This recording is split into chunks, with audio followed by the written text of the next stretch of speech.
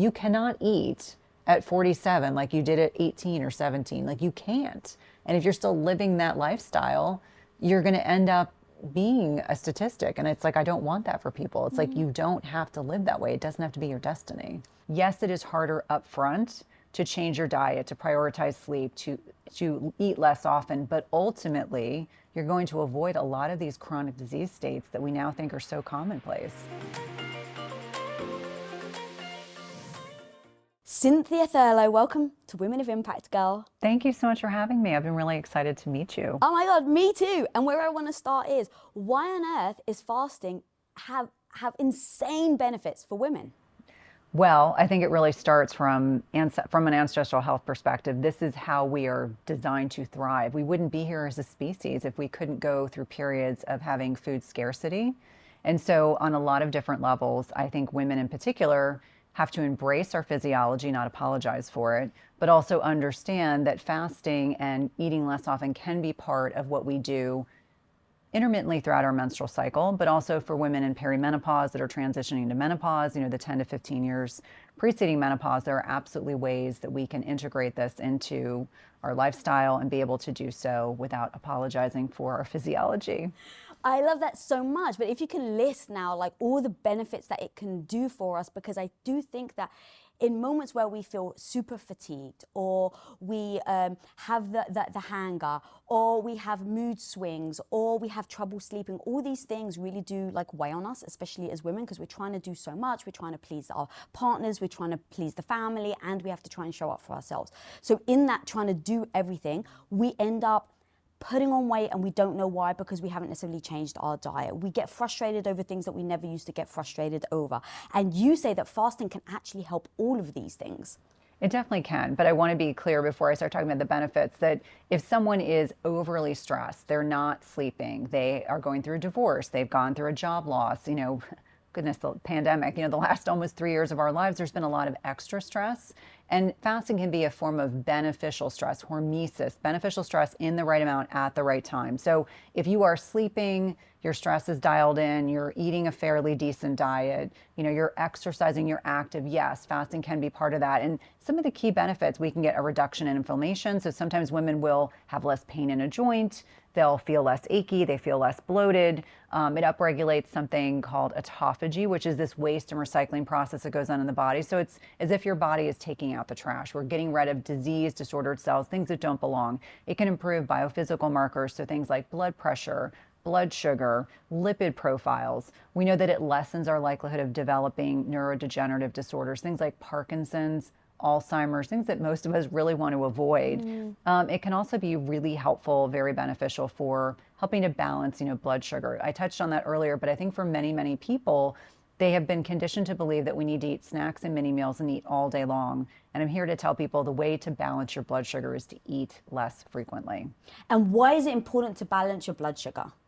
Because that controls your energy, that it controls your cognition, like how well you're able to think and draw upon words and all of those kinds of things. It's very important to stabilize your blood sugar so that your body is, when your blood sugar is stable, your body can effectively go in and utilize either carbohydrates or fats as a fuel source. And for many people listening, that may seem kind of overwhelming. Like, what does that mean? We want our bodies to be able to be flexible. We want that metabolic flexibility so that our bodies can effectively use different types of fuel depending on what we're doing. If you're sprinting, you're probably going to be using predominantly carbohydrates. If you're doing a long form exercise, like you're hiking up a mountain, it's going to be more endurance. So you're going to be tapping into some fat, stored fat as a fuel source. But for many people, what they don't realize is that keeping your blood sugar stable helps with, as I was mentioning, cognition, energy, sleep, also helps us, be able to effectively use our metabolism in a way that we can, draw upon stored fats as a fuel source.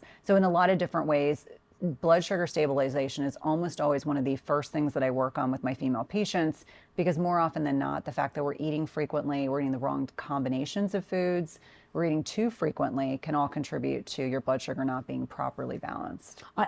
Dude, thank you so much for breaking that down. One of the things I really freaking love in your book is you really do identify why this specifically is important for women. And for myself, my husband went on fasting because he'd done all these interviews. He had, oh my God, this is amazing. And so he starts doing it. So I was like, cool, I'll do it too. So I just copy him.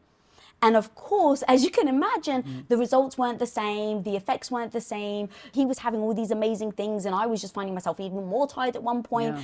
And so what I realized is, and this is the thing that I really want to hammer home today, is it is done differently for women because of our cycles, because of our hormones. And I'd love to go deep today on how we start to navigate that. And then the results and the benefits that as a woman it can have is just so beautiful and amazing that I want women to know what the benefits can be before they dismiss doing the act. Because I've heard you say it broke your heart, but a lot of your clients and were coming to you saying, just give me a pill. Just give me a pill. And the truth is that by fasting, it can actually help a lot of women. You don't need to go to the pill. Yeah, and I think on a lot of different levels, we have conditioned our patients to expect a pill to treat a symptom. And, certainly the pharmaceutical industry has reinforced this fact. And so the one thing that I got very frustrated with mainstream kind of conventional medicine, and my whole background's in cardiology, was that I was just adding more and more medication because my patients were not willing to, for the most part, not willing to change their diet, not willing to exercise, not willing to, prioritize sleep, lean into stress management. So I think that, starting to change the narrative is really important for people to understand they do have control. They can be empowered. They can be inspired to take more control over their healthcare and their wellness. And one way to do that is to understand that there is this interrelationship between how frequently we eat, the food choices we make, and ultimately what translates into metabolic health. And metabolic health is, is our blood pressure well controlled? What's our waist circumference? What do our lipid panels look like? What's our fasting blood sugar look like? And so, unfortunately, we've contributed to this problem. And so I always say for the rest of my life, I'm going to try to continue to have this conversation to say, yes, it is harder up front to change your diet, to prioritize sleep, to eat less often, but ultimately you're going to avoid a lot of these chronic disease states that we now think are so commonplace. How many people do you know that think it's totally normal to gain 30 pounds between the ages of 40 and 50? How many people think it's completely normal to be on 5 or 6 medications? And that is the norm. I think the average patient now is 15 medications.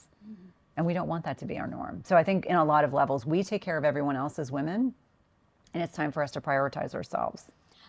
Love that you said that. And then I love that we really identified the fact that we do think certain things are normal. Like I joked, it was maybe even this morning where I got up and my back hurt and I was like, oh, it's age, right? And it's like, there's a part of me that allows saying that it's age to almost let go of the fact of that I'm responsible for having damaged my back in the gym, right? Or going too hard when I know I probably shouldn't have gone too hard.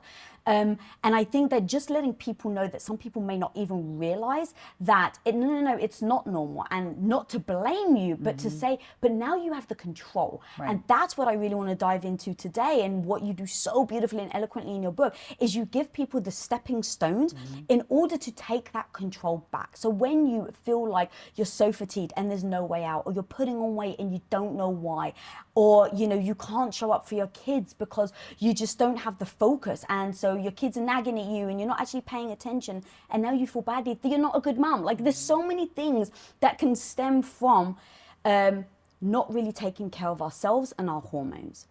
And so I would love to talk about how we start to implement fasting, how we use it in our cycle. And I love that you talk about our 28-day cycle and then our life cycle.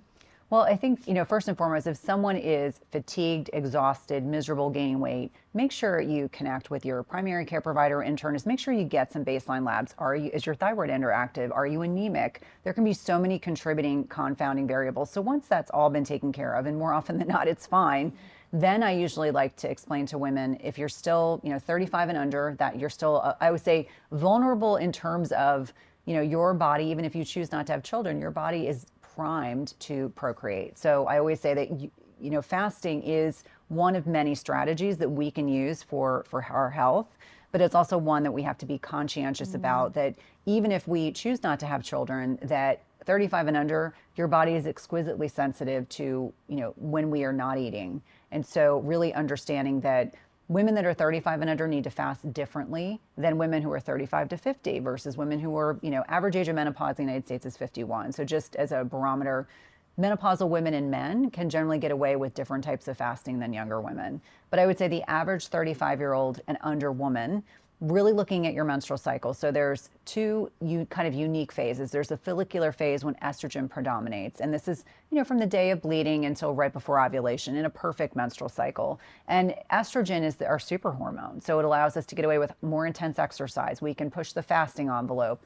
We can get away with, lower carbohydrate diets, if that's where we're focusing on, versus the luteal phase, which is after ovulation when progesterone predominates. And this is a hormone that you may feel a little more tired in this time in your cycle. And as you're getting closer to when you're going to menstruate, you got to back off on fasting, back off on the intense exercise, maybe moderate your carbohydrate intake. And so really teaching women that the 5 to 7 days preceding your cycle, no fasting. It doesn't mean that you can't do 12 hours of digestive rest, which I think is the bare minimum for most humans. That's really what we should make as the gold standard.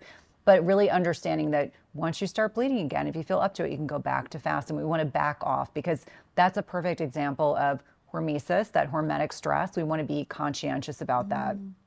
And then when we look at women who are perimenopausal, 10 to 15 years, so 35, usually 35, early 40s as women are hitting that benchmark. And all of a sudden we're not as stress resilient. So as our ovaries are producing less progesterone, our adrenal glands start to help and pick up the slack. And so by picking up the slack, our adrenal glands are really designed to be this emergency backup system.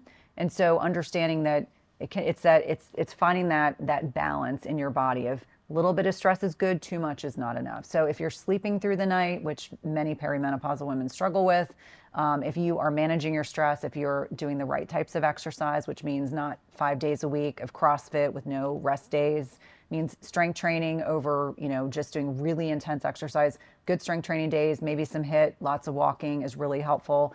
And then an anti-inflammatory diet. And I really do think this is important for women to hear about. The way you ate at 18 is not the way you can eat at 45 or 50. And it's a sorry state, but a lot of those foods that we think of as being really benign suddenly became very inflammatory. So I'll give you some examples, like gluten and dairy and sometimes alcohol, which I know for many people is very triggering, but really examining your own relationship to see vis-a-vis how you can integrate fasting. So perimenopausal women are also fasting around their menstrual cycle, but they have the added caveat of leaning into that lifestyle piece. And then women who've gone 12 months without a menstrual cycle, so menopausal women, as I said, average age is 51. Then we're really looking at, you have to manage the stress and you have to sleep and you've got to do the anti-inflammatory nutrition, not as much hormonal flux. So I think menopausal women and men have the easiest time with fasting because their hormones are not nearly as fluctuating as they are throughout a normal menstrual cycle. And the other thing I would add is, when I have very thin, lean, athletic women, maybe 35 and under, I always say, maybe they just fast a couple days a week. Maybe they fast twice a week. So I think it's always in the context of who you are as an individual, fasting for your cycle, and then understanding that lifestyle piece is still super important. And one thing I want to add is that our menstrual cycle is a benchmark of our health. So if you start fasting and your menstrual cycle, maybe it's a little longer cycle, a little shorter cycle, I'm not worried about that. But if your period goes away, that's a sign it may be too much stress for your body. And sometimes when women reach out to me on social media, I have to say, take a break. It's okay. Maybe you just do 12 hours of digestive rest. There's no shame in that. But really understanding that, I think of that as another vital sign. Our menstrual cycle is a vital sign.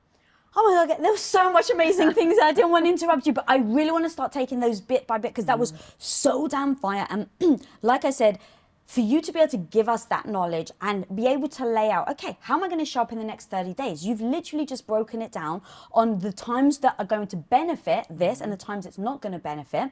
That's really useful for anyone to be able to follow. I think also identifying the fact that menopausal women actually have it easier. And you have said menopausal women and men. In your book, you explain it's because of our estrogen isn't as dominant. Is that correct? Well, it's probably more that we don't have as much fluctuation between estrogen and progesterone. Now, some women go into perimenopause and menopause and they're on hormone replacement therapy. Some women do not. I do find, and I was recently reading a bit of research talking to Dr. Gabrielle Lyon about this, that as women are transitioning into menopause and we have higher FSH, so it's follicular stimulating hormone, and low estrogen. So that's what happens over time, heading into menopause, less estrogen, less progesterone, less testosterone. We start getting changes in body composition. And the body composition changes are that we put on more adipose tissue, we have less lean muscle mass. It becomes even more important for these women to be getting enough protein in their diets. And so it really kind of reinforces the fact that if you're fasting, can you get enough protein in your feeding window? And this is something I really, really emphasize on social media. One meal a day as a sustainable strategy is very hard for people to get their protein intake. And so really helping people understand that in a menopausal state, women can have high levels of estrogen relative to low levels of blood estrogen because of our exposure to estrogen mimicking chemicals in our environment, our personal care products, and our food. So as an example, like if you're slathering yourself with parabens and phthalates and these estrogen mimicking chemicals, you can have high estrogen and even be in menopause. So it's kind of a sticky wicket, meaning testing can help guide. But I always say to people, like, we want to go into that menopausal mindset, understanding that we have our unique things that we have to do a little bit differently than younger women. The hallmark of the beginning of perimenopause, which is that 10 to 15 years preceding menopause, is that our ovaries stop producing as much progesterone. We start going into this ovarian failure, and it is a byproduct. We are born with a finite amount of eggs, whereas men make sperm every 3 days. Women, what we have is what we have. And so as we are making this transition, less progesterone, the adrenals are like, okay, we can pick up the slack, but they're an emergency backup system. They're not meant to be used chronically and habitually. So one of the things that I start to see with women is with this lower progesterone levels, they don't sleep, they have more anxiety, they have more depression, and what ends up happening, they go to their well-meaning practitioner, and what are they prescribed? Antidepressants, anti-anxiety agents, which what they really need is some progesterone. And it could just be that they have a little bit of progesterone before their menstrual cycle. Certainly menopausal women benefit from oral progesterone. But I think from that context, it's helpful for people to understand, like, as these changes are happening, they start showing up differently. It's like you just assume, oh, I'm in my early 40s, my sleep is terrible. Well, it's because your ovaries are like, I'm tired, I've run a marathon, I'm ready to like hang up the towel. And understanding that what's changing with us in terms of our physiology helps us understand, like, how does my body need to be better supported? God, I think you even wrote in your book that it's something like 15 pounds. Like if you keep your diet exactly the same, women who are like in their early 20s all the way to their 50s will put on 15 pounds by not changing a damn bit. And a lot of it is this loss of skeletal muscle. So really understanding that north of 40, sarcopenia is not an if, but when. What is it? Sarcopenia is muscle loss with aging. It's not a question of if, but when it will happen. Like I remember in my early 40s, I was suddenly less hungry and I kept saying, what's wrong with me? I exercised, I ate really well. And I think for a lot of people, they don't understand that as you're losing muscle, you're losing metabolic flexibility, you're losing insulin sensitivity. And for everyone who's watching and saying, what does that mean? You get more prone to being insulin resistant. If you become insulin resistant, you're gonna watch your blood pressure go up, your waistline changes, body composition changes. And so not enough practitioners are talking about this. And if you understand that you want to maintain lean muscle throughout your lifetime, that's going to help you stay metabolically healthy. And I think if more women understood, they would stop with the chronic cardio and they would pick up some weights. And so that's my hope and my intention, that people don't feel like overwhelmed and stressed. They just understand you can navigate these years and not end up gaining 15 or 20 pounds, being a statistic, but you have to change your lifestyle, and that's part of it. Yeah, what's the difference between brown fat and white fat? Because this was so, like, the more I understand, the more I'm able to really make decisions in that moment of what's good for me, what's not good for me, what's going to, and when I say good, I think of it as being what's going to help my life be longer and healthier. That's a great question. So white adipose tissue is the fat that we think about, like fat underneath, whether it's subcutaneous or visceral, meaning subcutaneous is the fat that like we can grab. Visceral's around our organs, and that's bad. But what's really cool, brown fat is metabolically active. So it has the ability, when you are in a fasted state, you can actually metabolically change white adipose tissue to brown fat. And the beiging process is when you have more mitochondria. Mitochondria are the powerhouses of our cells. It's a much more metabolically active tissue. And so it can actually help burn fat.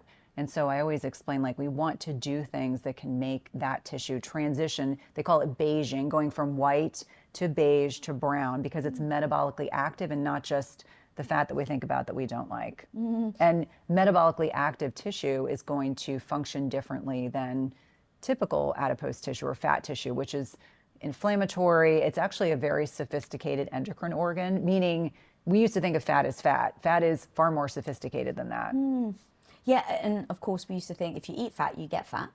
Yes, I remember used to those tell our days? patients. Well, and it's funny. I went to college in the '90s, and I remember my roommate and I had. I don't know if you remember Snackwells. They may not have had Yes, them. of course. Okay, so they tasted awful and tasted terrible. And what did we have? Cabinets and cabinets of cookies and crackers and like terrible non-fat cheese and things like that. And so, how many of my patients did I encourage them to buy seed oils? I told them not to eat butter, to avoid animal fat.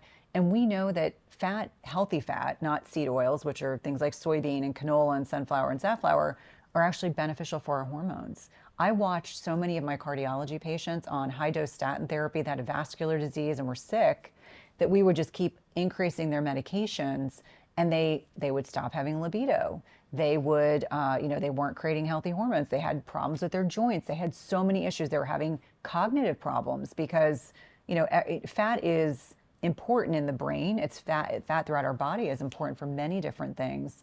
Vitamin D synthesis, fat soluble vitamins.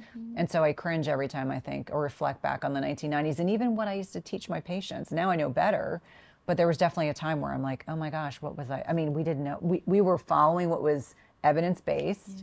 And I still hear people who are paranoid to eat fat. Like my mother's whole generation, paranoid to eat fat. Yeah, mine Paranoid. too. And what I love that you just said is we only know what we know, right? So when you think about technology is evolving, so technology is now actually, so let's take the microbiome, right? Now there's more technology that can identify the different microbes in your gut. But like 7 years ago when I had massive gut issues, everyone was like, I don't know what's wrong, you've got IBS. And it's like, IBS is just this thing to tell me that I've got an upset gut. It's like, it's not actually telling me what is wrong. Yeah. So what I love about what we're doing right now is really unveiling all the truths behind this beautiful thing that could potentially really help us when we feel lost, when we feel over fatigued, when we don't feel like we have the energy. I know how much weight loss does really tie to certain people's self-esteem. And when you feel like that there's nowhere to go, it's helpless or hopeless, right? And that can be paralyzing in and of itself. And so for me, it's always about empowering women to give them the knowledge so that then they can make the decisions themselves. So as we start to talk about all of this and as we start to talk about hormones, I think it's really important to really emphasize to me the beautiful things that and how fasting can really help hormones, inflammation, and things like that. So if you don't mind actually explaining the inflammation part, in case people don't really understand, like the inflammation changed my life through fasting.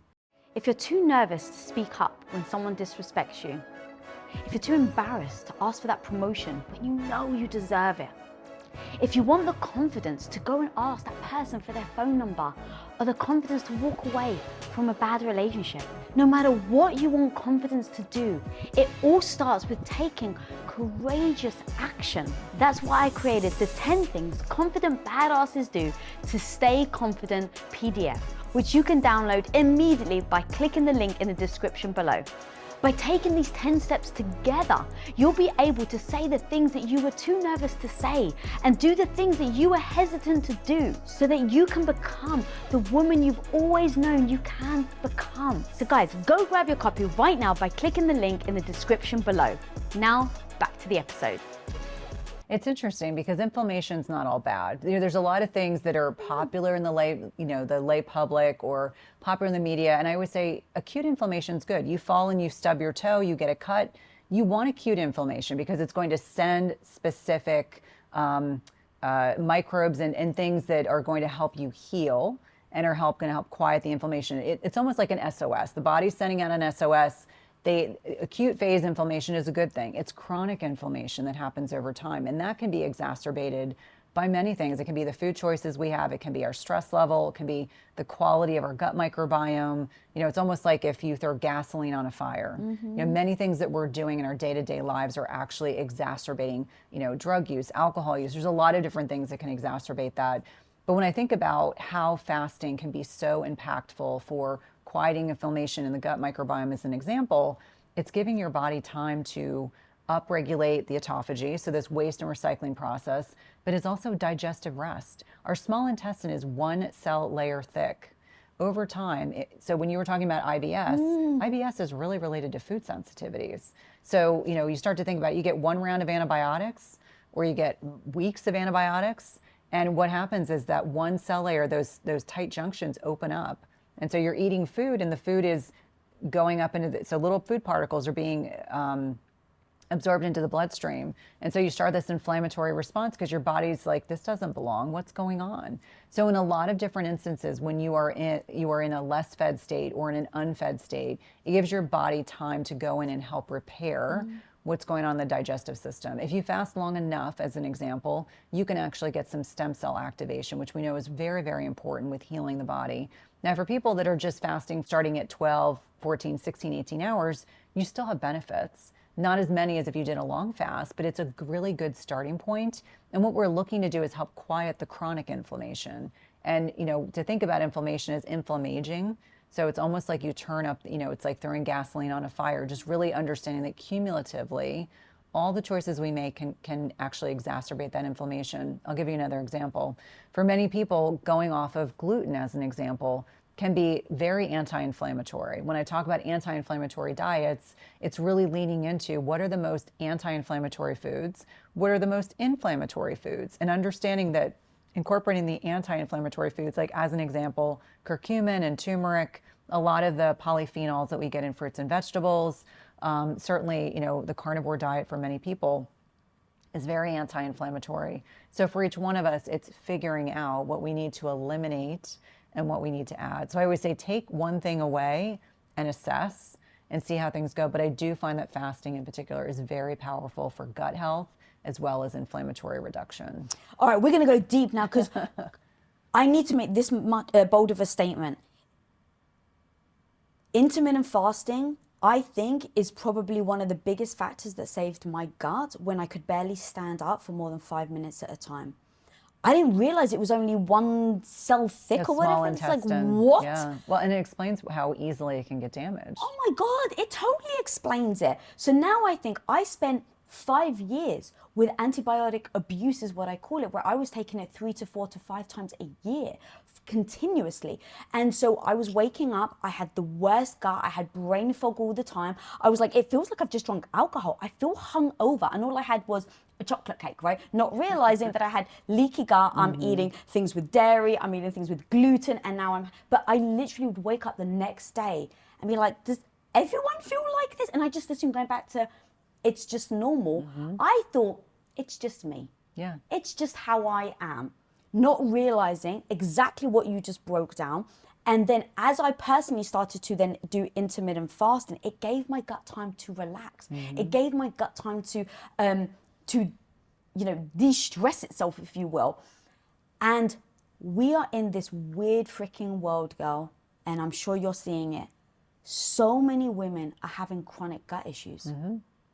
Chronic gut issues. And I'm on my 7-year journey now. I started off for a whole year. I could barely stand up for longer than 5 minutes at a time. My hair was falling out. There's actually a reason part of my hairstyle became this way, because my hair started to really thin out.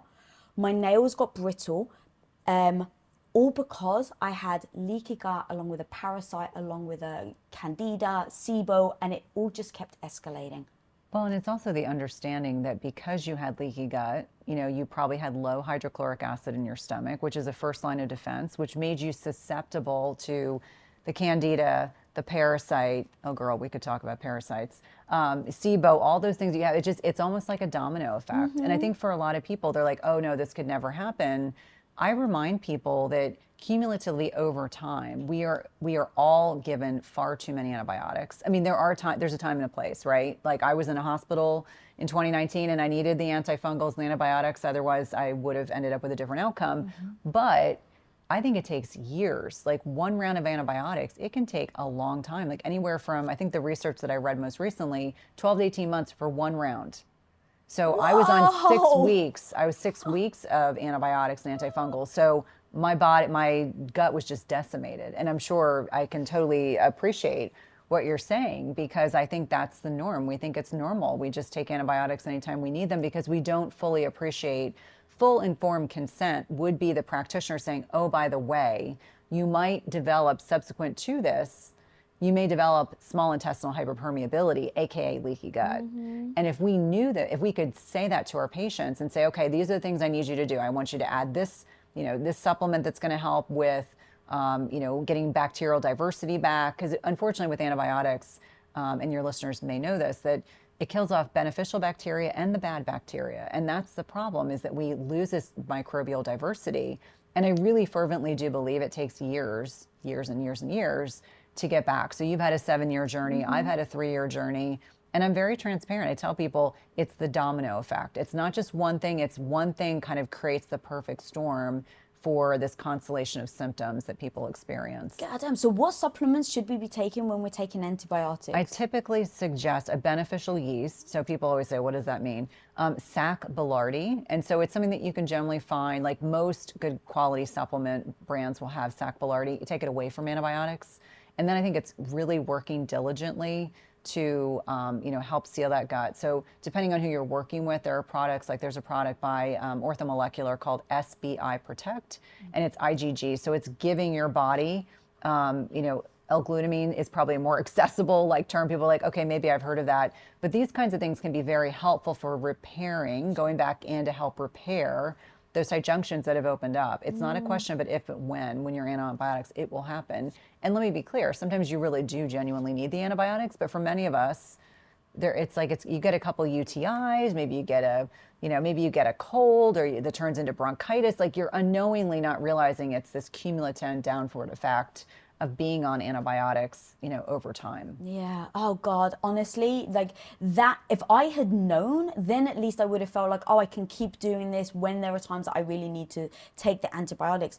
But the amount of women now that talk to me about gut and health issues is insane. Yeah. And I think that, it's important to discuss what we can do about it. And then the other side of it really is to acknowledge that a lot of us do suffer from it, and that it's not just a physical thing, it becomes a mental thing. For me, I lost my confidence. I felt shame around it. I felt embarrassment around it. I wrote a story in my book where I am very openly talk about one of the most embarrassing times of my life, and it was my gut was in such disarray. I go out on this beautiful romantic date with my husband. It's our anniversary. He takes me to one of the nicest hotels, the Wilshire Hotel in Beverly Hills. We get the perfect table, and my gut is just in complete disarray. And I don't know what to do. I'm in public, and I'm like, I just have to run to the restroom. And I get up to run to the restroom, and I don't make it. Oh. Now, it's such an embarrassing story. I was heartbroken, in tears, in the car on the way home, because I of course, left the restaurant. I was in tears. And I said to my husband, I can never tell anyone this story. I'm so embarrassed. Now, in that moment, I stopped and I was like, oh my God, this is what we all do. We all hide and feel embarrassment over a story because we feel like it means something about us. And now we're talking about gut health. Yeah. Now imagine I'm hiding the story, which now kind of lessens the true impact that gut health really does and how it impacts us as women. And so now I'm actually doing a disservice to other women in not talking about this. And so I made it a point to write it in my book. And this is actually the first time I think I've really said it out loud in an interview. So thank you for giving me space. Yeah. But the emotional turmoil it took me through, and that was why I wanted to bring it up, because if we're unable to give people the tools, how many more women are going to feel embarrassed and shamed like me, that then have a knock-on effect on their self-esteem, on whether they ask for that pay rise, right, when they go for that job, or they talk to their husband or their partner because they're no longer happy. All of this takes confidence to really step up.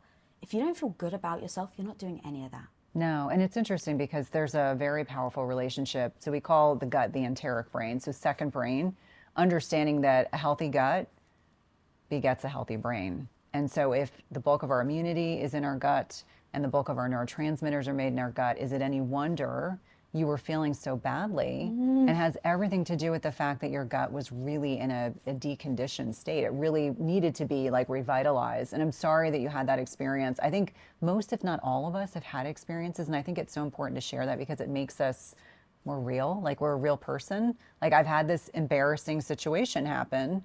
Thankfully, now you're in a position where your gut is more optimized and you're living a, healthier lifestyle.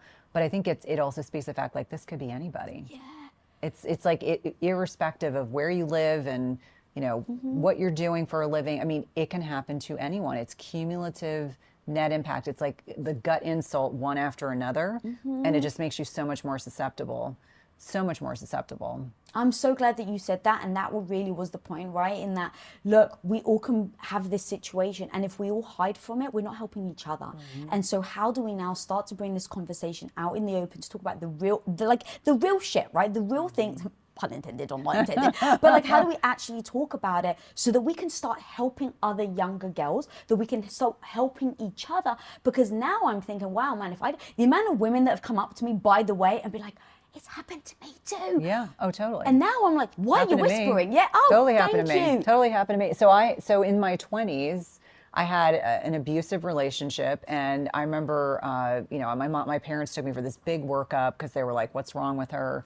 And I remember, getting rid of said person was very therapeutic, but the symptoms of like digestive distress lasted for like a year. And I remember going out with a new boyfriend who was a wonderful guy. And we had gone out, and I've since learned I can't eat foods like this, but we had gone to this Cajun restaurant, had really spicy food and a lot of dairy.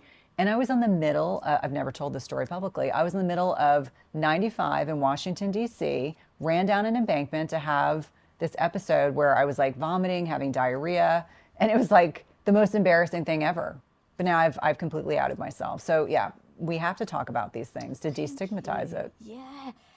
And then try and fix it, because like that's the goal right now. And not to kind of beat a dead horse, but it really is that the moment that we feel embarrassed and shame about one thing, it starts to bleed into every area. And it has been weirdly empowering, writing it out, like even just empowering, and now even saying it is the first time, like I'm a little uncomfortable saying this out loud, but at the same time I kind of feel empowered. And now the fact that you told me your story, now I feel really great about myself because I was the one that gave this catalyst to now you being open. Like it really does then become this thing of like, oh, if all of us women can just do this and go, and how do we help each other to actually fix it? Now, hopefully, we're not finding the numbers going up, we're actually finding the numbers going down. So now in saying all of that, girl, let's actually talk about fasting and intermittent fasting and long-term fasting and the benefits of both. Because again, this is literally what changed my life. But now to get started, this person, let's say your average American person that eats an average diet that has, let's say, 3 meals with 3 snacks. Where do I start to primp myself for getting on the fast, and then how do we actually start fasting? Okay, number one is you stop snacking. Like rip the Band-Aid off, because that will force you to reallocate your macros. So macros are protein, fat, and carbs. And in order to go 4 to 5 hours between a meal, you have to stop snacking. You're going to have more protein, less carbohydrates, and certainly the quality of carbs are important. Healthy fats if needed. So if you're having a ribeye, you don't need to add more fats. And understanding that you are going to be okay going 4 to 5 hours in between. So that's a starting point. No snacking, start adjusting those macros. And I think most of us are grossly under eating protein. I find most women are eating 40 to 50 a day total, really aiming for 100 grams a day. So it may take a bit of time to go from 40 to 50 to 100, but aiming for more protein, because protein is the most satiating macronutrient. It's super important, especially for women north of 35, to maintain your muscle mass. You have to hit enough protein. I always say, looking at a pound is 16 ounces. So 8 ounces of steak, 8 ounces of chicken, like that's going to get you closer to that metric. Cool. If you want to track your macros, Chronometer is a great app. It's free. I have no affiliation with them, but that's a great option because it breaks down micronutrients as well as macros. So if you want to get nerdy and know how much potassium and sodium are in things, that's a good way to go. So really understanding that, it'll take a bit of time. Like an egg is 6 grams of protein. So what do you want your omelet to be? You want your omelet to be 3 to 4 at least, at least, so that you're getting a decent amount of protein bolus with each meal. And then kind of transitioning to, when I talk about carbs, I'm not anti-carb. If you're metabolically healthy, insulin sensitive, not insulin resistant, then carbohydrates are less of an issue for you. But given most Americans, there was a 2018 UNC Chapel Hill study that it was 88.2% of Americans at that time, pre-pandemic, were not metabolically healthy. 88.2? Yeah. Yeah. So important for people to understand context. If you are overweight, obese, insulin resistant, you have to curtail your carbs. And that means getting carbs from whole food sources, berries, non-leafy, non-starchy vegetables. If you're getting it from like sweet potato and root vegetables, that's very different than getting it from bread and pasta and rice. And it's important for people to understand I'm not anti-carb, but like, let's get real. We have to be honest with ourselves and examine our relationship with carbohydrates. And then again, the fats, depending on what is in the protein. So ribeye, you don't need more fats. Have a piece of salmon, you don't need more fats. It's not 5 avocados a day. That's where people get in trouble. Avocados are delicious, but you don't want to be eating copious amounts of them. And then the next lever is really looking at not eating from dinner to breakfast. Now, people freak out. They're like, that means no snacking after dinner. That means no alcohol. That means no sweets. Yes, you can do it. You go from dinner to breakfast because for many people, they are unknowingly fasting 13 or 14 hours all on their own. And so that's the next kind of hurdle to get over. And that's the stepwise progression that I found. And it may take people going from snacking, it may take them weeks to go to getting comfortable with allocating how much protein they need on their plate before they even consider going from dinner to breakfast. But that's a pretty good stepwise approach that people can utilize that can help them kind of think about, okay, once I master not snacking, then the next thing is this, then the next thing is this. What's the biggest thing that people have with the mastering of not snacking? Because I can also see a world where people just like, but I'm starving. So how do you take people through in that moment where they're like, all right, I've just listened to this episode, but goddamn, my tummy's telling me if I just have this, I'll feel better. In fact, this is exactly what happened with me and my husband. He wanted to cut out sugar. And so he told me, babe, I really want to show up. Read all this stuff about, cognitive behavior. And so, I really do want 6-pack abs, right? He was just honest. He's like, I want 6-pack abs and I want to have mental clarity. So I'm going to cut out sugar. And I was like, great. 3 days in, he's literally like, I'm just going to grab a cookie. And I was like, but babe, I was trying to support him, right? And he's like, as if I was food shaming him. He was like, but I know if I have this cookie, my headache will go away. You want me to stay with the headache? Right now, this was definitely back when we first met, before he had the growth mindset. But that's the thing that I can assume people are going to say. I have a headache, who can snack, I'm starving, I can't concentrate. And what I would love is for you to say a few things maybe that when they're in that moment to recognize it's just temporary. Yeah, well, it's that, and it's also part of what I encourage patients to think about is, what did you eat at your last meal? Because it's reinforcing you didn't eat enough protein probably because you shouldn't be hungry. It's also checking in like, are you stressed? Where are you in your menstrual cycle? Are you feeling sad? Like, are you looking for that snack? Because you're not really hungry. It's more of like an emotional need that you're trying to meet.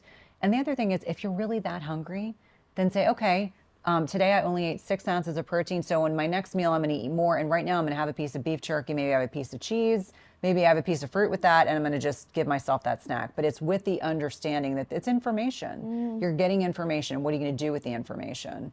And so I think that's important, like that realization to put those things together to say, okay, what am I going to do differently next time? And is that why, because the next question I was going to ask, but I think you just answered it, is some people may hear something and be like, okay, if I can't snack after my dinner, I'm just going to have my snack for my dinner. Yeah.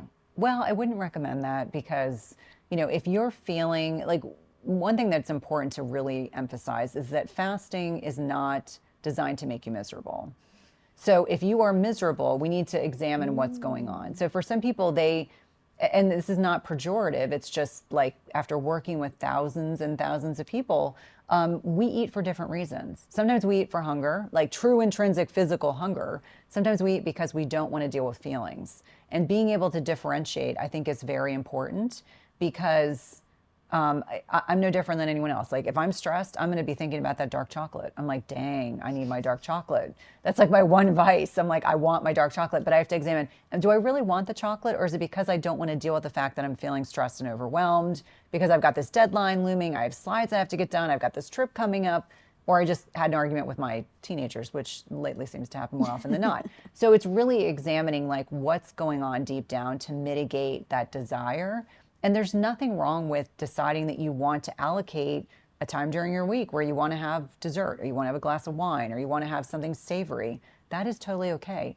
Fasting is designed to be flexible. But as you are kind of transitioning into a fasting lifestyle, understanding you're going to have a day, well, you can have a day where you're like, I don't want to fast today. And that is okay. It's not about rigidity.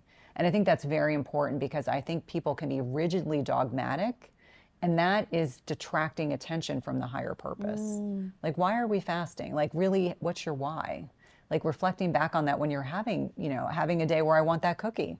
Like, what's going on for you? Really kind of stepping into what is going on internally that is mitigating that behavior and examining that. Like, I'm very much of the belief system of, actions and feelings, like they can come together, but it's understanding that interrelationship. Like, what else is going on that's mitigating this desire to do something that's outside my norm? I love having the why. That's a genius idea. And you also talk about making sure that you have your why and then putting a schedule together. Talk to me about that and why it's important, and then how we actually start to do that. Well, I mean, I think when we're having our why, I think irrespective of whether it's fasting, whether you have a new lifestyle change, whether you're making a huge lifestyle change, like something substantive, a move, a divorce, etc., being very clear about the area of focus. Like, for me personally, I'll just give myself as an example. I always say my purpose is very clear. Like, ultimately, my highest priority is my family, and that is in my nuclear family. So my husband and my boys, like, that is always the purpose. However, I always think about decisions in terms of, does this meet my higher purpose? Like, is this feeding an ego? Is this feeding, like, am I meeting, like, am I doing the things within my business that are pushing me forward to make sure I can help provide for my higher purpose or contribute to the higher purpose, but not detract from that? And so when it comes to lifestyle changes, I think about it very similarly. If your why is, my mother had diabetes, my father had diabetes, I want to ensure I never develop diabetes, and fasting is but one tool that is going to help move me closer to not having diabetes, then you have to think about that. And I always say to patients, write it down.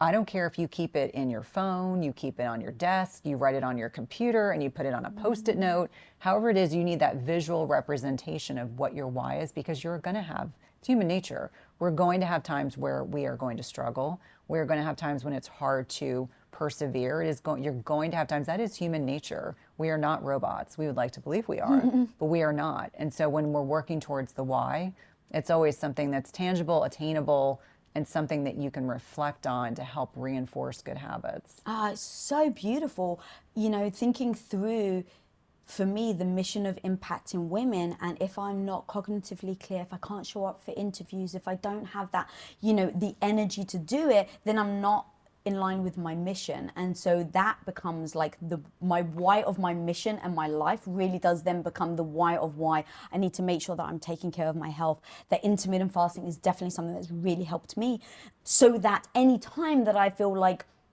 who cares, right? Like, we all get lazy, like you even said. It's like, okay, I give myself grace on that day, but then I remind myself the next day, and I absolutely am able to get back because the why is so damn strong. I absolutely freaking love that. Yeah, I think it's important. I think too frequently we as women, and I'm a reformed people pleaser. And actually, I was on a podcast earlier today, and the podcast host said, what do you think that stemmed from? And I was like, ooh, that's a good question. And I think we as women, we're conditioned to serve everyone else's needs in many ways, whether that's cultural, whether that's expectations set up by family or choices that we make. And so I encourage women to articulate what their needs are. Are your needs being met? So I see so many women that by the time they're 40 years old, all of a sudden they're like, oh, I haven't been taking care of me for my whole lifetime. And they feel guilty. They feel bad. And I'm like, no. Getting up early to go to the gym, whether that's what you choose to do, or you're eating less frequently, or maybe your feeding window ends earlier than when your kids eat. Like, I have teenagers, they eat later than I do. I sit down with them, but they understand, like, mom eats by X number, I eat by 5 o'clock or 6 o'clock at night. I can't eat at 9, then my sleep's messed up. So really understanding how that all kind of interplays with one another. And do you find that because the benefits are so good for you, you have the confidence to tell people that? Because as you're talking, I was like, I'm the same now. It doesn't matter who asks me. If they ask me out for dinner at 7, I was like, yeah, I'm not going to eat, or we can eat at 5. It's like I give them the option. Once upon a time, I would have absolutely been insecure to tell people. I would have just said yes. I would have dealt with the stomach issues. I would have eaten at 10 p.m. because I was a people pleaser, because I didn't want to be fussy, because I didn't want to, like, rattle the cage of the situation or dinner. If, like, 5 people said yes, and then here I am. And so there's a lot of confidence that comes with telling the people around you, hey, I'm fasting. This is what, and so I'm not going to be able to eat dinner with you. Do you think that that comes from really feeling the benefits first and then being able to then say it? Definitely. And I think the gift, if we want to call it a gift of the pandemic, was that I had a whole year with my nuclear family and it was just us. And I said to my husband, kids going, they're in school virtually, we're home all the time. And I just said, I finally realized, like, my body does best when I close my feeding window earlier. And I'm no longer going to apologize. Like, my family members that make fun of me, they're like, you're like an elderly person. You want to go to dinner at 5 o'clock. And I said, you know what? I feel better. I feel better, and I'm doing what's best for me. Like, on occasion when we have family events and I have to suck it up, I will do that, but I'll eat a really small meal. I'll do it to be present, but they know, like, I don't drink alcohol. I'm not going to eat the, junky dessert. I'm not going to eat a big bolus of food at 9 o'clock at night because my sleep is too important. And so I think on a lot of levels, yes, I'm very confident, but I also explain to people, this is what works for me.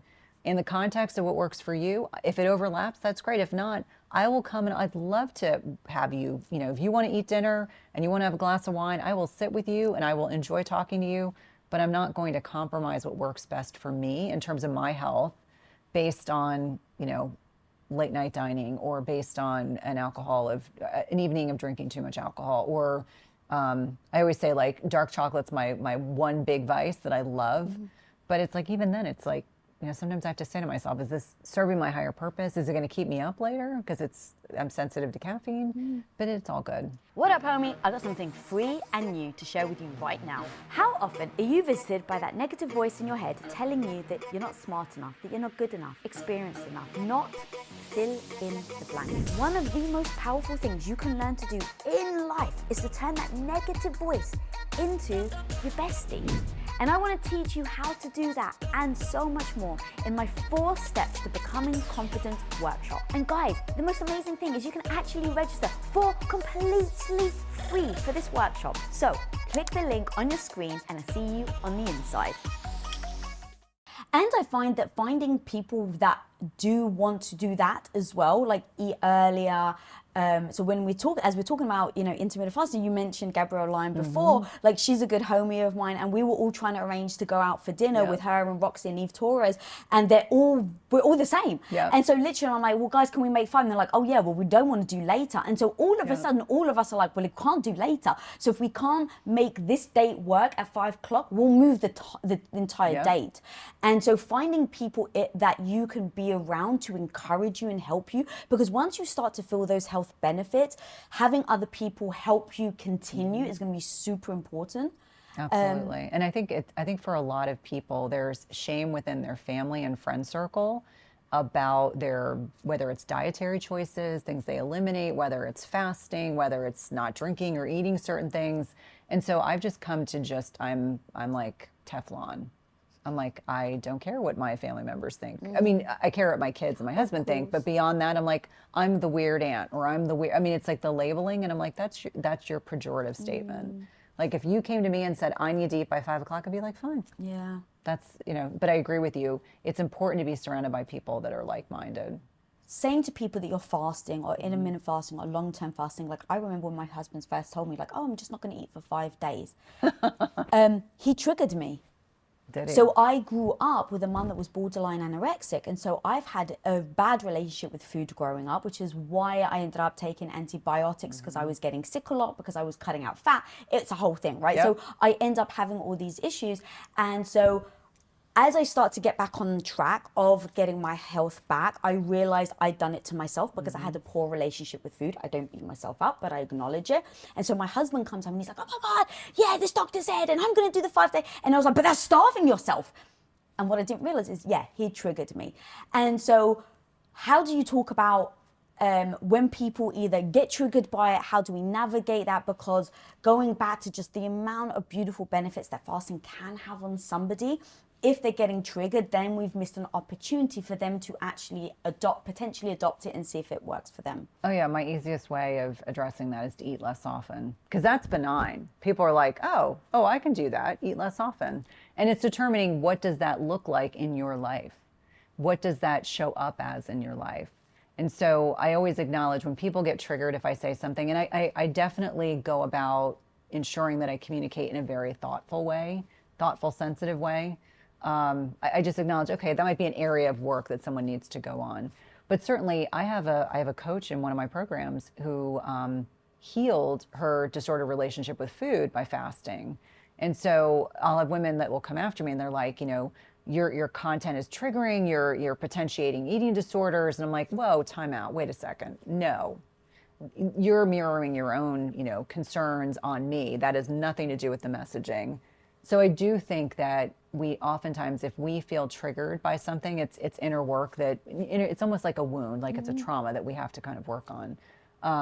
I do find for a lot of people, it's really examining like, what is it about fasting or about that word that is bothersome for you? If saying eating less often is more comfortable, then just use that phrase. I mean, that's usually how I define it.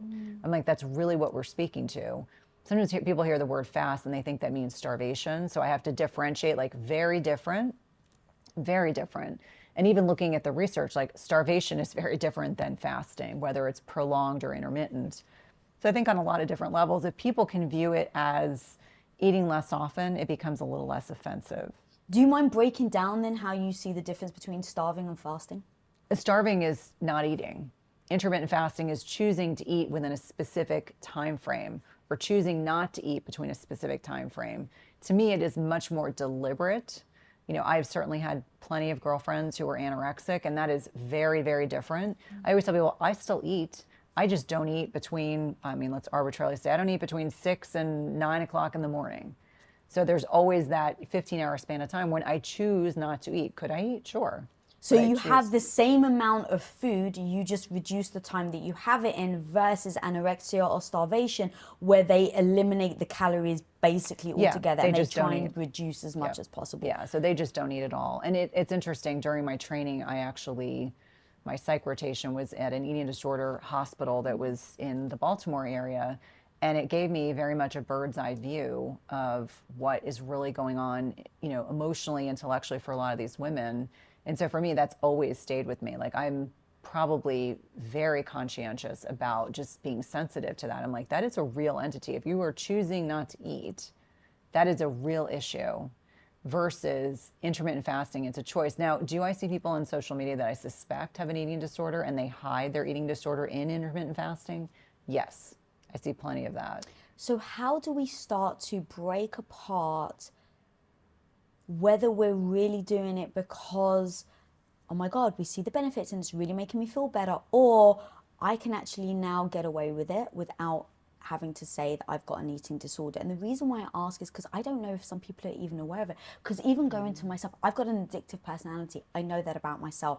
So just when I started to do the fasting, I had a fasting app and I was like, oh, I did 16 today. Let's go 17 tomorrow. Yeah. I did 17. Let's go 18. Yeah. And what I realized was I stopped listening to my body. I started to just play the game of the numbers and then challenge myself, because I do find pleasure in the challenge. But I have just been sick for 7 years and seen where that got me. And then immediately identified, I was like, uh-oh, I'm now spilling into this becoming unhealthy. And as soon as I go from this was helping me to, this is now becoming almost it's detrimental to my mindset, then I now know that borderline. But I don't think some people, if you haven't been through that, are necessarily aware that they're doing it out of a bad relationship with food versus a healthy relationship with your body. Yeah, I think it's a sticky wicket. Like, let's be honest and very transparent.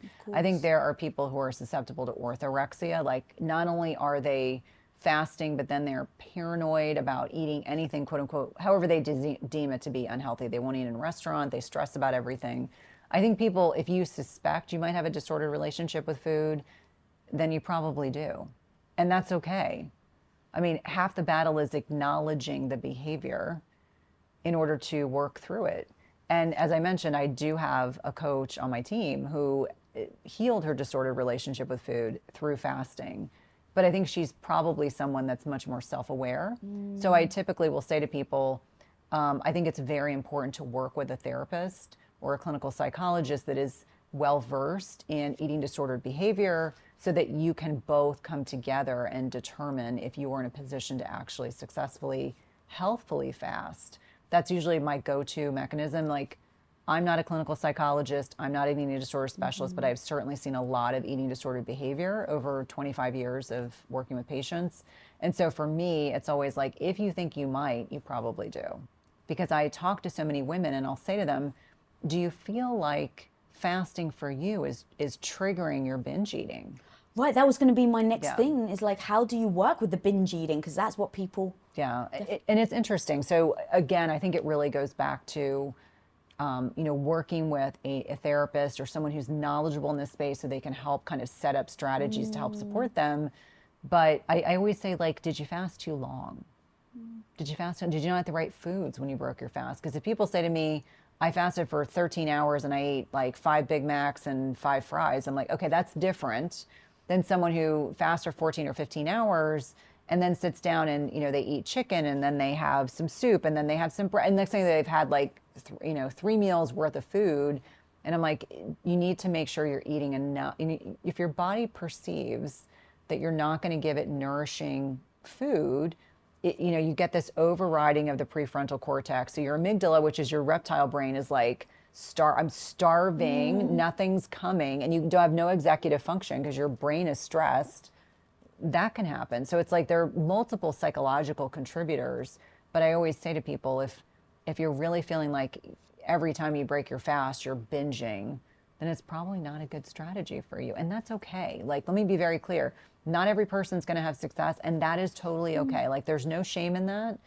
But some people have to do things a little differently. Maybe they're like literally 12 hours of digestive rest and they just stop and see how things are going. And then, can they get their protein needs met in that window? And then maybe go 30 minutes longer a couple weeks later and stop and see how they feel. So not everyone who starts fasting is going to rapidly get to 16 hours fasted. Some people it's 4 to 6 weeks. It can take longer, or some people it's just not appropriate given what it triggers in them emotionally and psychologically. Yeah, that's so important to say and to identify. And for me, I did go from, okay, the app, right? So I was like, oh, let me see how much I can do. And then once I realized, okay, it's become unhealthy now, I've crossed that line, let me get rid of the app. And then I just stopped. And it's funny how I always end up coming back to this. It's like, how do you feel? And so I realized, okay, going to bed earlier is literally night and day for me on how I feel with my gut the next day. So that was non-negotiable for me. I've identified that 5 p.m. or 6 p.m. is perfect. I have to stay up for at least 3 hours. And now the next day in the morning, I'm just not going to look at the time. And for about a week, I can't remember how long I did it for, but I was like, you're only going to eat when you say you're hungry. And I'm not going to look at the time. And what I realized was I started to get hungry around 10 o'clock. And so if my last meal is at 5 and I'm starting to eat at 10, I inevitably found my beautiful, perfect fasting window. And that's perfect. And I think for each one of us, it's examining what works for us.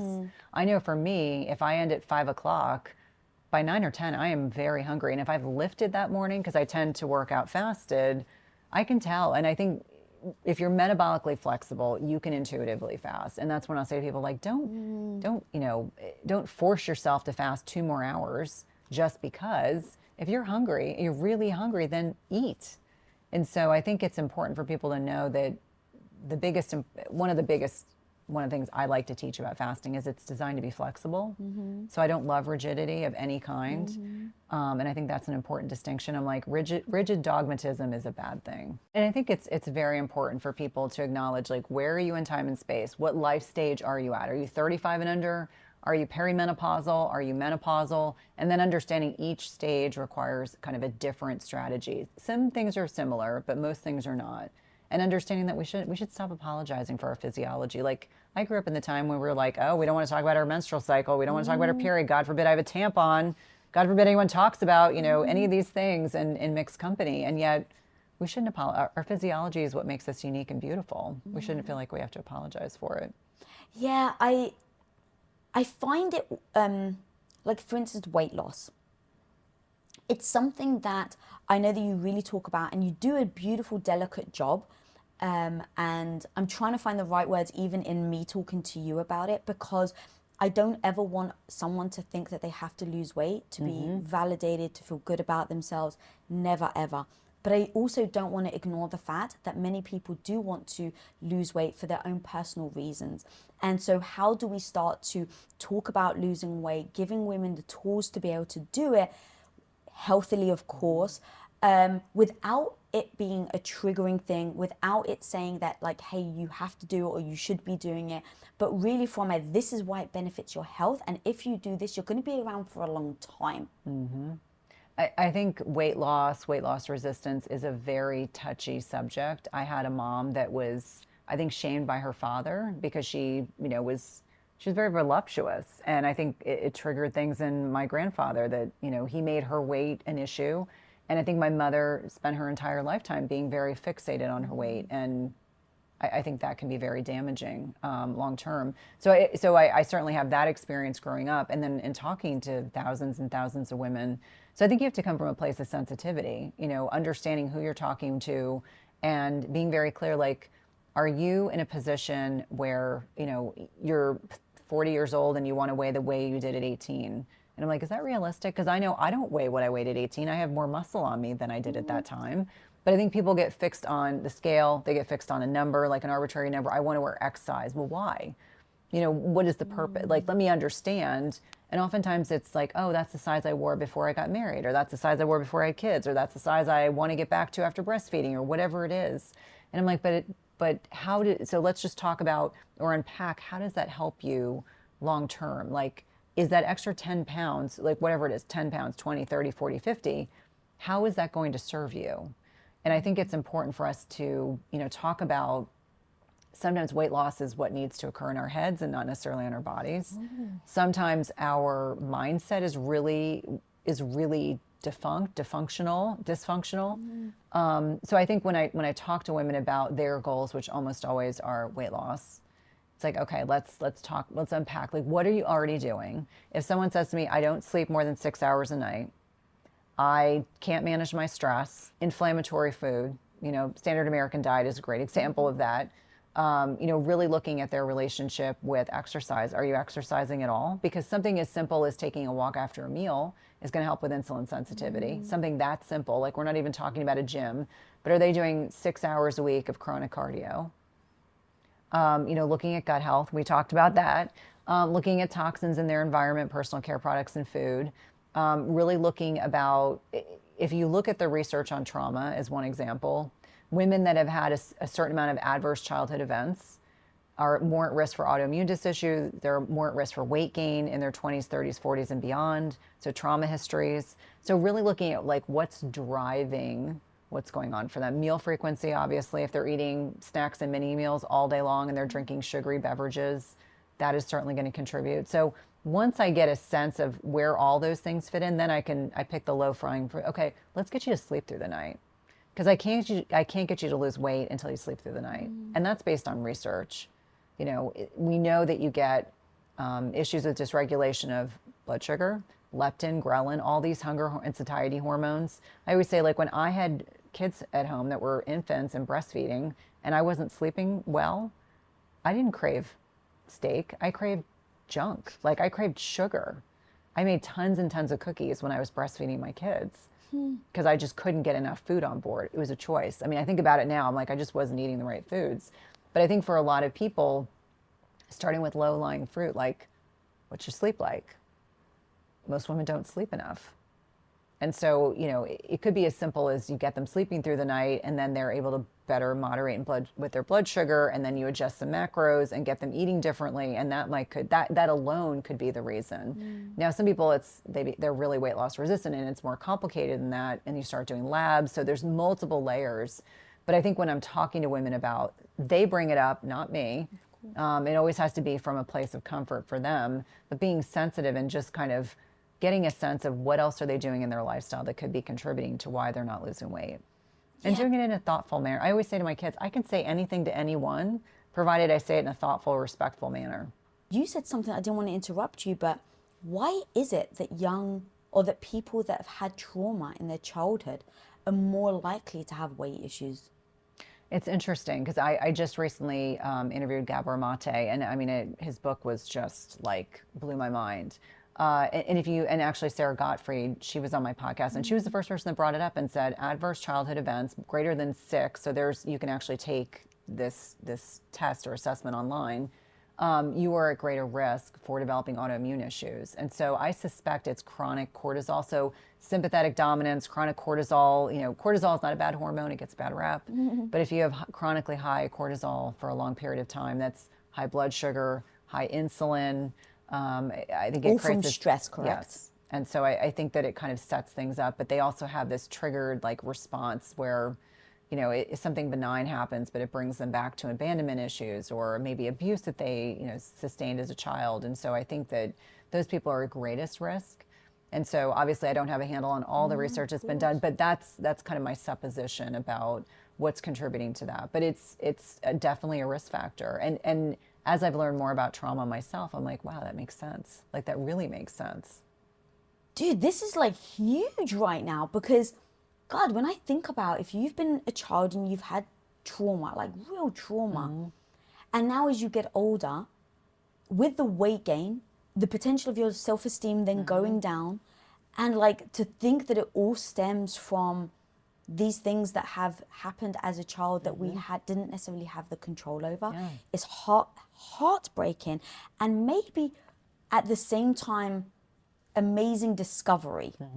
Because when I think about how we blame ourselves for, like for instance, me with my gut, right?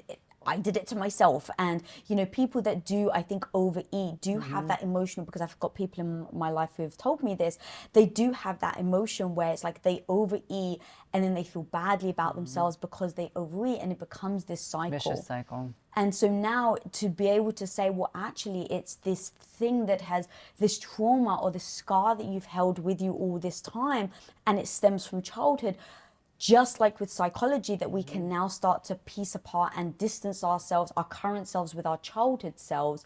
Maybe this is a beautiful discovery that you're making, that now people can do that as well when it comes to weight and how they feel about themselves. Yeah, and it's interesting, when I was interviewing Gabor, like I have had childhood trauma that I've dealt with. I'm in a good place. But he was coaching me as we were recording, and I remember saying, as I was doing my podcast intro after, I said, "This is the most personal podcast you've ever heard from me." Wow. Because he was coaching me, but I think it's important for people to talk about like in a thoughtful way. Like you don't want to put it all out there, but in a thoughtful way, people need to talk about what they've experienced so they lessen the impact. I think a lot of people have a lot of shame, and shame thrives in secrecy. And so it's important for people to get it out, like in a safe place, whether it's a therapist, a psychologist, your healthcare practitioner, your girlfriend, whoever is, receptive to being that resource person. But it's important to talk about this stuff. There's far too much shame that goes on for women that they don't. Do you mind sharing what the breakthrough was for you in that interview? It's interesting. So my father and I have always had like a very tenuous relationship. My parents have been divorced since I was 7. My dad has been an alcoholic my whole life. And so the big thing for me, and I've been in a good place after a lot of therapy with my relationship with my dad, because I suspect my dad's on the Asperger's spectrum, autism spectrum, and he experienced a lot of trauma growing up, and that's where the alcoholism fed in for him. And so, I was saying to Gabor, like, I view him so compassionately now, because I really understand, like, my parents did the very best they could. Like I always say, I didn't get the parents I wanted, I got the parents I needed, because my kids will not have the intergenerational abuse and trauma that I experienced. So I always say it stops with me. But I said the really powerful thing is I just view them with compassion. Like there's no judgment. There's no like, oh, you weren't the father I wanted you to be. I'm like, that tired narrative doesn't get anyone anywhere. It's like, I view you compassionately because you must have gone through a lot to have been an addict your whole life like that. And that's sad, but it's also, I view them with compassion. I'm like, it's just a very different way, a very different flow state to be in. It's like, it is what it is. Obviously my parents made me into the person that I am today, and I'm grateful for that, because I wouldn't be who I am. But I look at it, and Gabor got me talking quite a bit about it. Like, just like, do you understand that your dad must have had profound trauma to have been that much of an alcoholic? And I said, oh, absolutely. I totally get that. But it's like you just feel like, you're like, gosh, I have boys. I can't imagine one of my children feeling so, traumatized that they spend their entire life having an addiction to a substance that they don't have the ability to stop using. Thank you for sharing that. And what I think is even more beautiful is you saying that you've got now compassion for your dad because you've identified that trauma. The hope is that now people hopefully maybe have compassion for themselves. Yes. If they find themselves in situations where they're unable to, maybe change their lives or show up maybe to do the things that you're laying out. And it's like, instead of beating yourself up and saying, you're no good, you're a loser, you can't even do this, like being able to give yourself that compassion and say, look, it comes from trauma, I think is a massive key, because that identifying piece, at least for me, goes, oh, okay, I won't judge myself now. Yeah. And now that I don't judge myself, it almost then, like I said, separates my emotion from the situation. And now I can come up with almost a game plan. And everything that you've written in the book and everything I feel like we've discussed today now allows me to put the game plan into action. But the moment that you feel lost, the moment that you don't know where to pivot, the moment where you feel like you're trying things or, you're kind of in this spiral and you don't know where to turn, then just feeds into the fact that you feel worthless, shame, embarrassment. Yeah, and it's a time to take a pause. Like I jokingly say to my kids, how do you eat an elephant? One bite at a time. So when you're feeling overwhelmed, lost, it's like, stop. What's the one thing you can do next? That's what you focus on. Oh, I love that. Yeah. If you don't mind, I would actually love you break it down in your book in real detail, but if you don't mind us going over, even in that first month, if someone's now wanting to fast, they've done the work, they've listened to what we've said, and they're like, all right, I'm ready. Take us through that 1 month. You really beautifully break out, okay, from day 1 to day 7. If you don't mind doing a couple of those, so that people can know where to start, that would be amazing. Well, I think the most important thing is to set yourself up for success. So if you've got crap in your pantry, because I encourage everyone to go lower carb. Average Americans consuming 200 to 300 grams of carbs a day. So what? Yeah, and that's and a lot of that's related to beverages. So people are drinking they're drinking their calories. So tons and tons of carbohydrates. So I encourage people to go under 100 grams and to start tracking their carbohydrates and tracking their protein. I encourage them, clean out your pantry. Set yourself up for success. If there's your kryptonite in there, it's a chip, a candy, whatever it is, get rid of it. Just get rid of it because it's not benefiting you. And so that's a good starting point. And then it's the slow progression, going from dinner to breakfast and then slowly opening up that fasting window. So maybe you go from 13 hours to 13 and a half, you go to 14, and then slowly opening up, kind of getting to that 16 hours fasted, which for many people can take, because you're doing all these other things. You're not snacking, you're restructuring your macros, you cleaned out your pantry. Now it's all your vices are gone. And so you're like, okay, how do I manage and mitigate all these changes all at once? And then it's that slow progression. And I always remind people, the more carbohydrate dependent they are, aka insulin resistant, it can take them longer. They could take 4 to 6 weeks to get to a point where their body is effectively able to access stored fat as a fuel source, because that's what allows us to go from looking at it from, 14 hours to 16 to 18 and doing it without as much pain and anguish. That people say, I'm white knuckling fasting. Okay, you're doing it wrong. Let's back it up. And then the other piece to really consider and think about is, where are you in your menstrual cycle? So if you're at the beginning of your cycle, that's the time you can get away with more fasting versus, women will text me and they'll say, I don't know, I can barely get to 14 hours. I'm like, where are you in your cycle? And they'll look at their app. They're like, oh, I'm supposed to get my period in 2 days. I'm like, stop fasting so long. So I think those are the things that I typically recommend that people are thoughtful about. Set yourself up for success. Get the junk out of your pantry. I have teenagers, so there's always some, I always say, thankfully, the stuff they want that's junk, we always get a healthier version, but it's never stuff I want to eat, so it's not tempting. But if you have kryptonite in your house, get rid of it. And then slowly start opening up that feeding and fasting windows to kind of experiment to find out. And leaning into your menstrual cycle is really important. So I love this so much, and I get very technical, and I like tactics.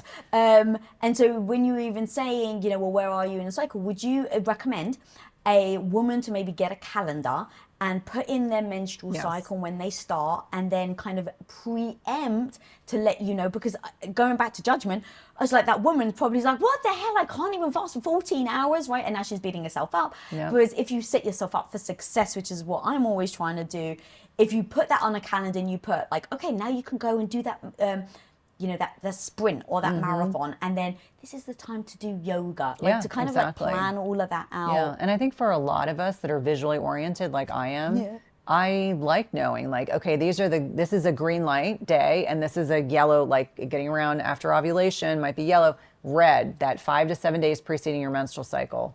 And the question I usually get is, what do I do if I'm on the pill? Well, if you're on the pill, you have an IUD, I mean, it's very different, because if you look at the patterns of estrogen, progesterone, testosterone, it looks like a menopausal woman, because everything's blunted. The communication between the brain and the ovaries are disconnected to prevent pregnancy. But I would say, lean into like the lunar calendar. So, full moon is when menstruation starts.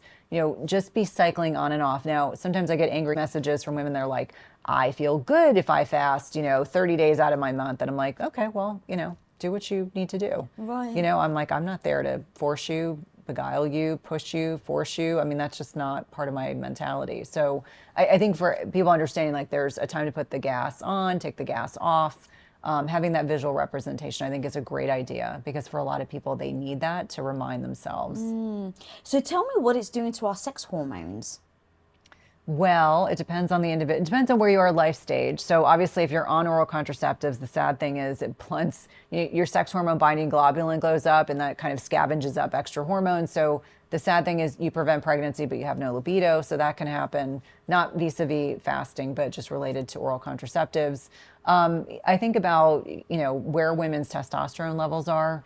We know that around ovulation, that's when we get these peaks in testosterone, which is what increases women's libido, so that they're going to look for a mate to potentially fertilize an egg, et cetera, lead to a pregnancy. I think on a lot of different levels, I think that when we're looking at that axis of like stress and sleep and all of those things, we have a hormone hierarchy in our body.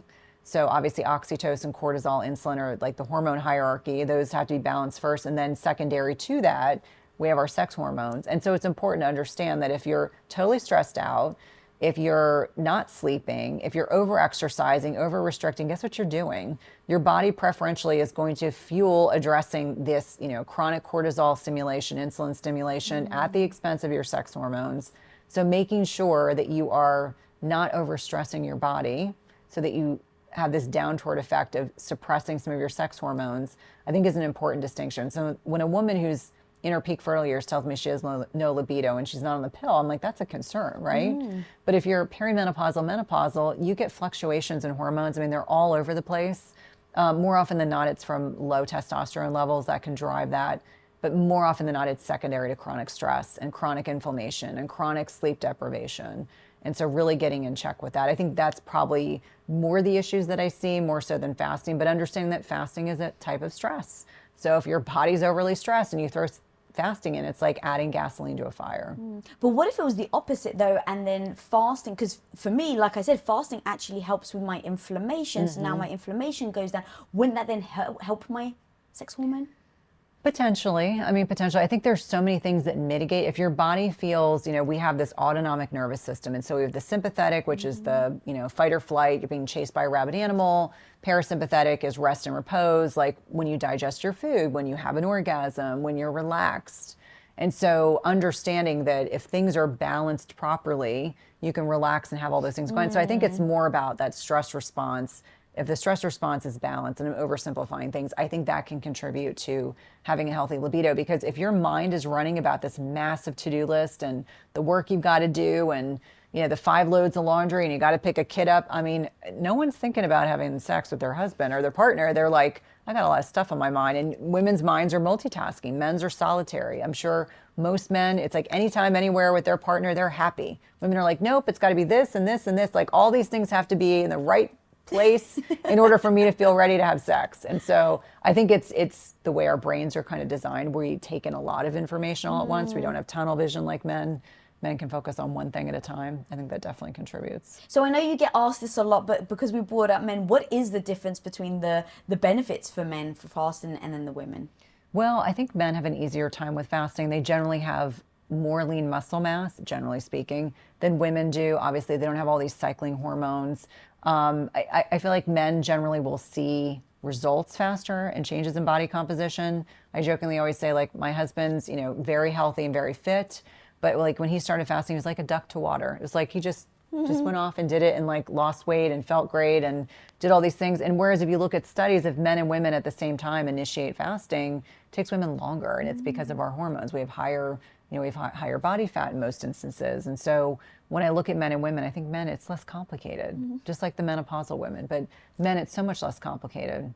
But we are, as women, supposed to have more fat than men, right? Correct. And that's tied into fertility. And then, you go through perimenopause, menopause, and we have all these body composition changes that are relative to this continued muscle loss. So you're right. And that's why I always emphasize women need to maintain their muscle mass in order to maintain body composition and just be metabolically flexible.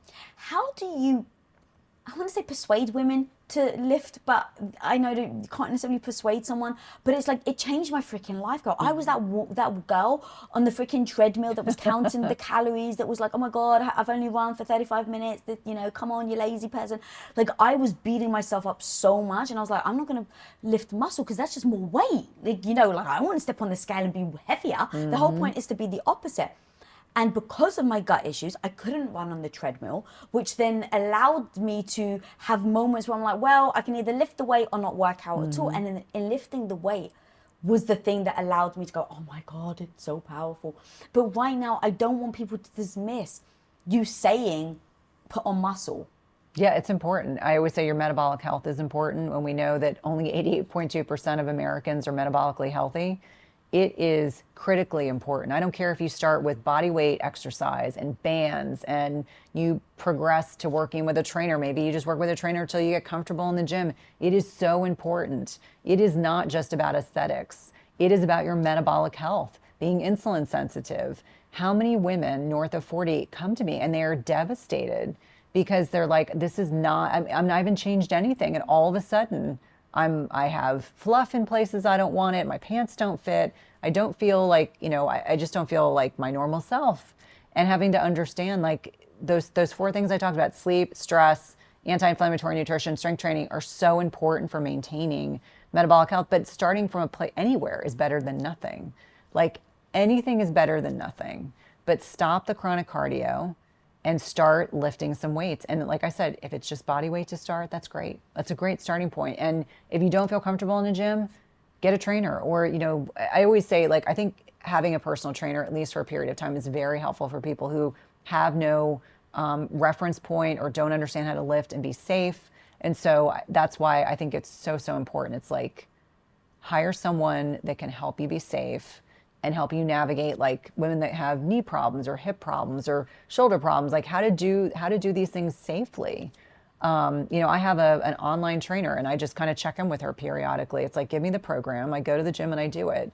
But I acknowledge I've been lifting for a long time. There are people who are new to it. Don't be fearful of it. Muscle is not just about aesthetics. It is about metabolic health. And if you want to avoid Alzheimer's, if you want to avoid these neurocognitive disorders, how many women come to me and they're like, my parents are both diabetic, my brother's diabetic, all my family members are diabetic. What do I do? And I'm like, well, I can tell you like 5 or 6 things to do automatically, but one of them is lift weights. Think about your muscles as a metabolic sink. Think about the fact that just walking, as your muscles contract, it's using glucose, it's using blood sugar. One of the easiest ways to lower your blood sugar after eating meals, go for a walk. Like super easy. 10 or 15 minute talk is super helpful. How much of the genetic part does play into all of this?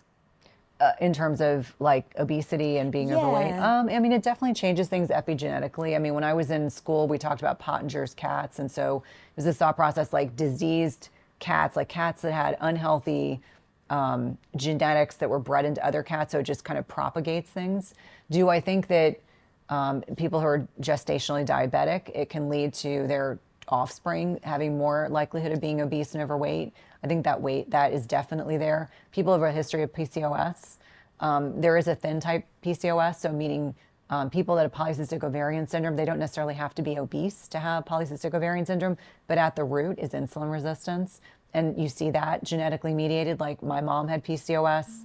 Several of my aunts had PCOS. I had PCOS. I was thin type PCOS. Not everyone with PCOS is obese. But just understanding that, yes, those things can make epigenetic changes that can make you more likely. That's why sometimes you'll see families where the parents are obese, the kids are obese. And a lot of it's food choices, but a lot of it's also like chronic inflammation, insulin resistance that plays a role. And so do they need to approach things in a different way? Well, I mean, I think that they have to be more proactive. I mean, if you're more prone to being obese and overweight, the genetic chips are there. And when it's epigenetics, it's like, does it turn on the gene? Does it not turn on the gene? So understanding that, lifestyle is still very important. I always say, like, I'll give you an example. Like, I have many family members, many generations back, that are alcoholics. I don't think I could have ever been an alcoholic, even if I had a propensity for it, because it just doesn't make me feel good. But I do think it's that epigenetic piece. Like, is the susceptibility there? Yes, but the behavior isn't. So I think in a lot of different ways, and obviously this isn't my area of expertise, but when we're looking at generational changes, like mom had diabetes, grandmother had diabetes, most people that have type 2 diabetes, it's a lifestyle issue. It's not that it just happened. Like, it's not an autoimmune issue like type 1, but when we're seeing children being diagnosed with type 2 diabetes, something I never thought I would see in my lifetime, and you're seeing more and more kids that have non-alcoholic fatty liver disease. You've got kids that have displaying, metabolic syndrome. I mean, it's incredibly sad. And so you just start to think nature, nurture plays a role, obviously. But I think it's definitely something to be, proactive about. If you yourself know that you are insulin resistant or diabetic, do everything you can to try to reverse that. It is something that is reversible. And, a lot of my colleagues are now de-prescribing, meaning that they are proud of the fact that they're getting their patients off diabetes medications, cholesterol medications, high blood pressure medications, because of changes in lifestyle. And that to me is really encouraging, like understanding it doesn't have to be a life sentence. It is not normal to need to be on blood pressure medication. It is not normal. At the base of that is insulin resistance. Same thing with a lot of these other lifestyle disorders. So that can be changed. Non-alcoholic fatty liver disease can be changed. PCOS can be reversed. I mean, all these things that we have thought of as being like, once you have them, you've got them. I don't think that's the case. I love the idea of being able to reverse all this because as you were talking, I was thinking, right? Like, if you're young and you've got the genetic, what is it? This predisposition, thank you. If you've already got that, and then now it's also epigenetics, and you put those two together, by the time you're like 18, you've got a whole load of stuff that you have to unpack in order for you to get back to that, to where you, let's say, want to be. Yeah, and I think to me, it's troubling because, I'm on Facebook, I'm on social media, so I see friends I've had throughout my lifetime, and sometimes it's so sad. It's like I'm looking at people. I went to my high school reunion a few years ago. Most of the guys looked pretty good. 30-year high school reunion. Most of the guys looked pretty good. And a lot of the women either looked great or they just looked inflamed and they looked insulin resistant. And I was just like, dang, you cannot eat at 47 like you did at 18 or 17. Like, you can't. And if you're still living that lifestyle, you're going to end up being a statistic. And it's like, I don't want that for people. It's like, you don't have to live that way. It doesn't have to be your destiny. But guys can eat pretty much like loosely? Like, no, why do you think that the guys look decent and then the women, it was like a separate buckets? Well, I mean, most of my guy friends were still very active. They were still surfing. They were still exercising. That was a priority to them. Got it. A lot of the women that I saw I think they were drinking a lot of alcohol. They were probably not eating a particularly healthy diet. They weren't active. I mean, I see photos of people that were all the same age, and I'm like, I cannot believe we're all the same age. Like, some people look 15 years older than we do. And that's sad. It doesn't have to be that way. So I keep going back to lifestyle definitely plays a huge role. And I see a lot of middle-aged women where alcohol starts to become a problem on a lot of different levels. Because that's the thing they turn to as we get more stress, and as women we try to take on more things in today's society? Well, I think it's and this is not pejorative. I'm just saying some people, they use it because they can't sleep well, because it helps them, it's a sedative, so it helps them fall asleep. It doesn't help them stay asleep. They do it because they're not effectively utilizing stress reduction strategies, and so they think that's an easy thing. Like, I was talking to someone recently, and they were like, oh yeah, I have 2 glasses of wine every night. I'm like, it's actually not a good thing to drink that much wine. Like, I didn't say that, but in my mind, I was like, if you really actually read the research on alcohol consumption, but I think for a lot of people, it's examining your relationship. Like, if you can't get through the day without drinking, that's a problem. If you if that's your go-to, resource for stress reduction, that's probably not the best thing to be doing. And certainly in middle age, things start to change and flux. And so for men and women, you can't eat like you did when you were 18. You just can't. So to be able to identify something like that would be, is it a need or a want? Yeah. And for a lot of people, it's that uncomfortable feelings. They don't want to deal with the uncomfortable feelings. So what's easier? It's like I numb it. Whether it's with food, whether it's with alcohol, whether it's, illicit drugs, it's, over-exercising, porn. I mean, all these things that can play a role. And we're very much dopamine kind of mediated. So it's like, oh, what lights my brain? It makes me feel good. It's temporary. Okay, let's do that. Do you think that's partly why we like fasting? Do you think that you do get that dopamine after like a 16-hour? I mean, you get counter-regulatory hormones like epinephrine and norepinephrine are up, and that helps to kind of blunt that hunger response when people are, new to fasting and they feel like, okay, I can go longer without eating. I don't so much think it's a dopaminergic kind of mechanism in the body. I do think people feel good when they are burning ketones. So when you're in a fasted state, you're burning ketones. In fact, I'm burning ketones right now. I can tell. Wow, you can tell. I love that. Yeah, because you have so much mental clarity, and it's a great way. Like your brain preferentially loves fat as a fuel source, and so when you're burning ketones, your brain's like, I am turned on. I'm on it. I can find all the words I need to say, string everything together, sound cohesive, sound confident. Yeah, I mean that I think is what makes people feel good. Like those ketones, and there's something called beta hydroxybutyrate, and that diffuses across the blood-brain barrier, and that makes people feel good. So I think that's what I suspect it's more. That's my supposition. So we didn't even talk about ketones, but that was the added thing for me, that when I put fasting with fat, changed my life. And the thing that I realized, I was that person, like I said, on the treadmill, that I then went to weight. I threw out my food scale and my measuring cups because I used to measure everything. And I got to the point where I'm like, I'm just going to see what a world would look like for like a month or whatever if I didn't measure anything.